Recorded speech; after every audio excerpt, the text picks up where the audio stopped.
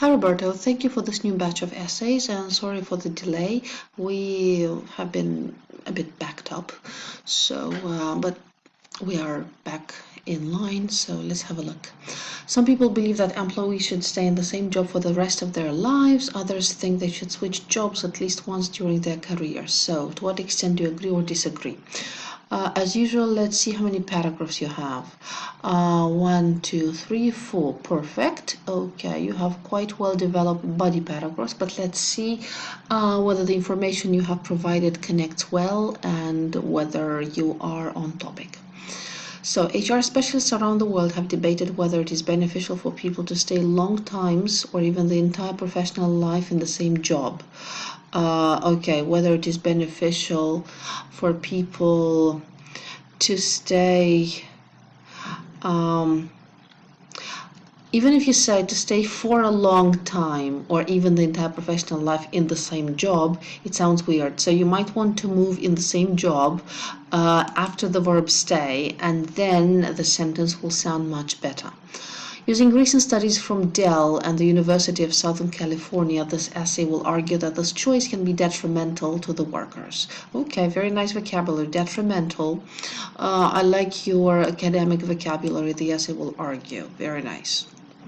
Okay, however, you might have written a more developed introduction to develop a bit the dilemma of staying in the same job for the entire professional life, or for just a long time, like how long is long, for example. On the one hand, professionals that remain in the same job for a long time, and here we have a repetition. You had long time in the introduction. Let's avoid repetitions like this in vocabulary. Please use synonyms. Tend to acquire expertise in that field and end up becoming a reference within the company. Okay, I would say a reference person, perhaps, if you mean this kind of reference. Okay, I won't use end up in an academic essay because it is slightly conversational, like any phrasal verb is conversational, so you might want to think about a more formal equivalent. It may result in a position of some stability. What it? This reference word, it, refers to the last fact, and your last fact is becoming a reference within the company. If you refer to staying in the same job for a long time, it's not obvious, so you have to avoid this confusion and make sure that your reference words like it, this, or that refer to the right thing. Okay, what else do we have? Especially in times of economical crisis, it may result in a position of some stability that is very often desired, especially in times of economical crisis. Good vocabulary. Or market volatility. Perfect vocabulary. Okay. Yes. What is very often desired? The stability? Or the position of some stability? I kind of have to stop and think a bit about that. But this sentence is very well written, though. On the other hand, even high-performance employees are also prone to be hit by unexpected layoffs. I wouldn't say hit, no, this is a bit too conversational. I would say affected or afflicted, or are also prone to the affliction of unexpected layoffs. And be forced, are also prone to be hit and be forced. I'm not sure you can really say you're prone to be forced. No, that doesn't sound well. To look for relocation in the market. Okay, relocation in the market. It sounds sophisticated, but are you sure that this is an existing collocation? Because when we say relocation, we immediately think of being moved to another city because of the job, not looking for another job. The issue in these cases is that people that stay in the same position for long periods of time might pass a passive image, or might, I wouldn't say pass, I would say might create, or might, let's say would create, which is highly depreciated in the ever-changing marketplace we live in. Okay. I wouldn't use the word highly with depreciated. Yeah, I would say seriously depreciated or seriously, I don't know, seriously avoided. For example, recent studies from USC, and what is USC? Yeah, University of Southern California. Okay, I have to stop and think. Oh, wait a second. What is USC? Oh, that's this. Okay, you might want to write perhaps the short form in parentheses here, like University of Southern California parentheses USC, because further on you're going to be using this acronym in your essay. Otherwise, this is slightly confusing. There should be no confusions, and they tend to subtract points for minor things like this, apparently minor things like this in IELTS, trust me. Show that 67% of the headhunters consider that the ideal time to stay in the same job is around 2 years, and that these are the candidates that they focus on the most. Okay, these is who? Headhunters. Again, if you have a reference word like this, that, these, those, or it, or pronouns like he, she, or they have to clearly refer to what you want them to refer to. And these are curiously referred to headhunters because this is plural. Who are the candidates that they focus on the most? I kind of feel that you meant the 2 years, right? But you refer to the same job, or the ideal time to saying the job is around 2 years. So try not to compare apples to trains, let's say. And here you're comparing candidates to time, or you're referring to the time the candidates spend to people, actually, to the candidates themselves. So don't try not to do that. That's not the best idea. It has to be a comparable parallel word. So you might say that, and this is exactly the time that they want candidates, they seek in the candidates they want the most, something like this. Therefore, although staying in the same position for long times can have its benefits, it can also be undermined in the market. Undermined by what? I wouldn't use undermine. Undermine is a good complex word, but it sounds alien here. It can also be I don't know, an unexpected danger for the position holder in the market, not undermined. A position can be undermined, but not a benefit. So undermine doesn't quite belong here. Other than this is a great paragraph. You have great examples, very, very nice development, good use of cohesive devices. Let's go on. Moreover, switching jobs every couple of years enables the professional to be prepared in the new marketplace's dynamics. Um, I think the three nouns you have here, marketplace, dynamics, with this adjective is a bit too much. It's a bit cumbersome. You might go back to the good old of, to the dynamics of the new marketplace. Because the new marketplace's dynamics, it's doesn't sound good and it doesn't feel as natural style. The central reason behind this is twofold. Okay, good. Firstly, good use of punctuation and capitalization, good use of sentence structure. Yes, I don't know if I mentioned this before. The problem with introducing the two arguments after the twofold. It can be beneficial in terms of self-development and worldview expansion. What do you mean by worldview expansion? Who's expanding what worldview? I have a feeling that you mean expanding the worldview of the worker, of the employee, but this sounds ambiguous. I'm not sure. This sounds like expansion of worldview is happening, and worldview is would be one word.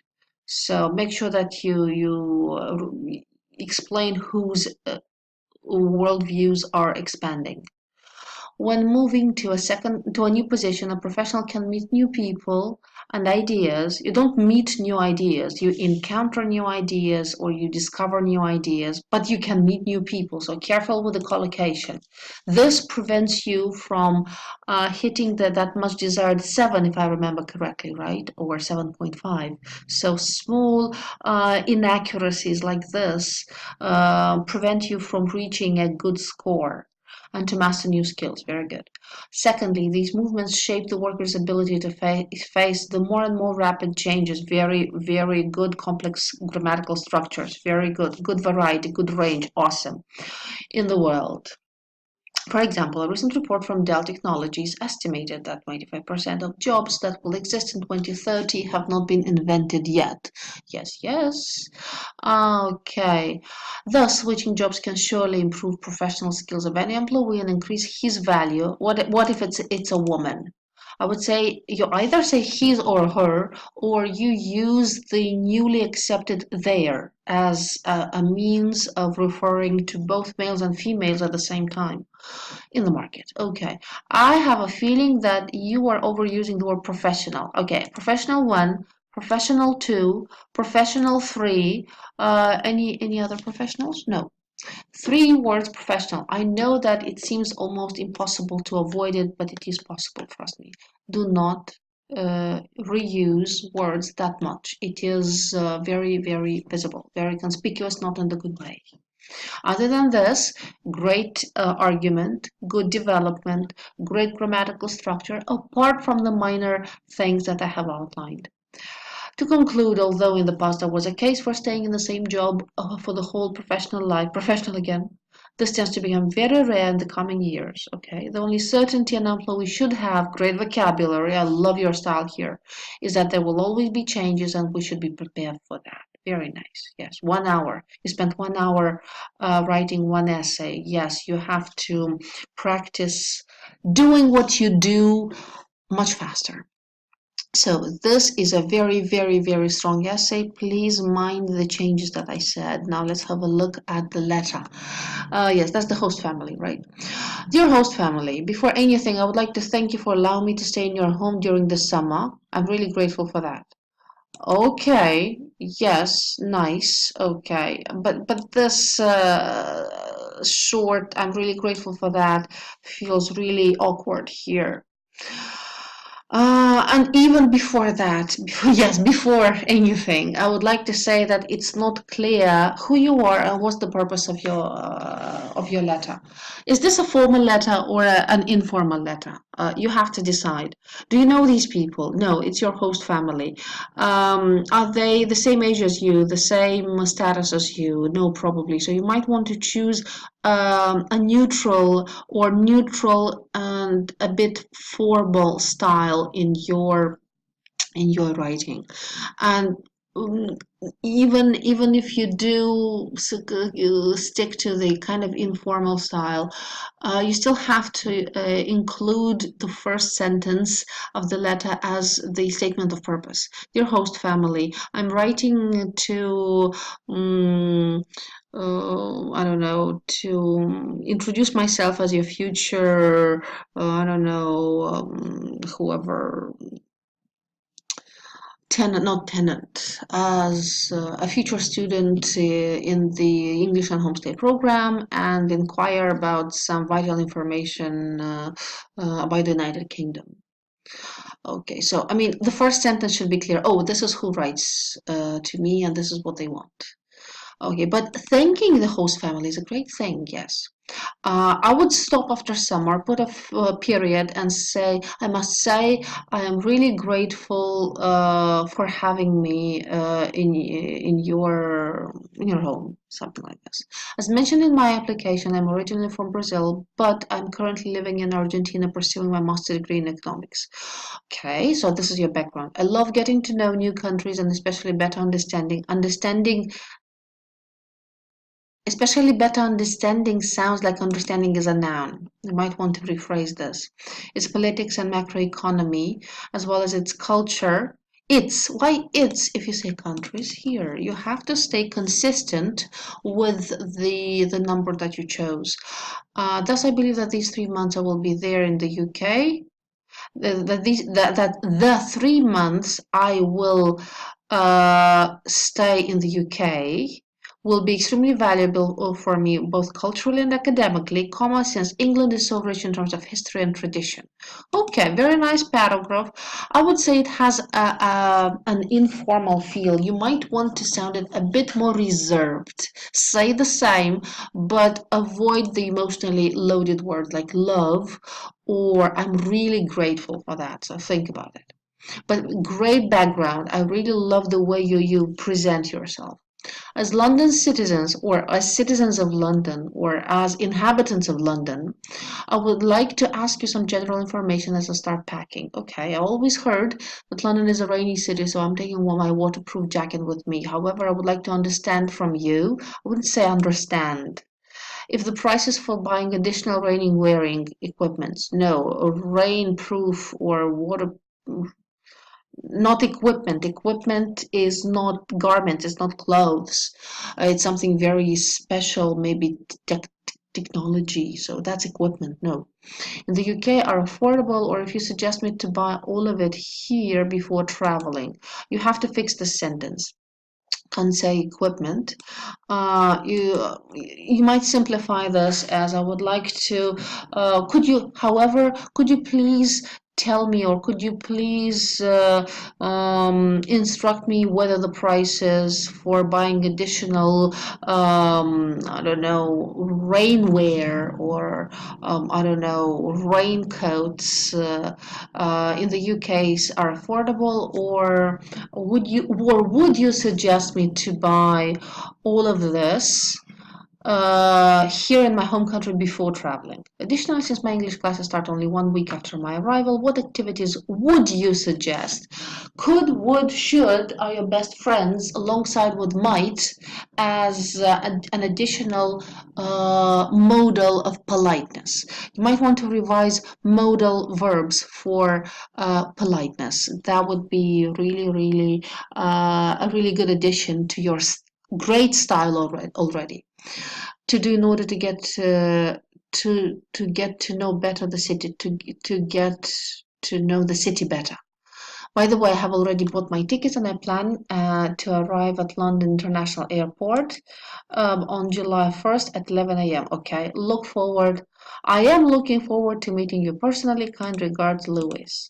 Okay, so I might want to, you might say, let's say Lewis, let's say Parente, or whoever, whatever your last name is, so that the host family is sure that they have the right Lewis. What if there's a Lewis, I don't know, Delgado, for instance? They're also expecting in a month.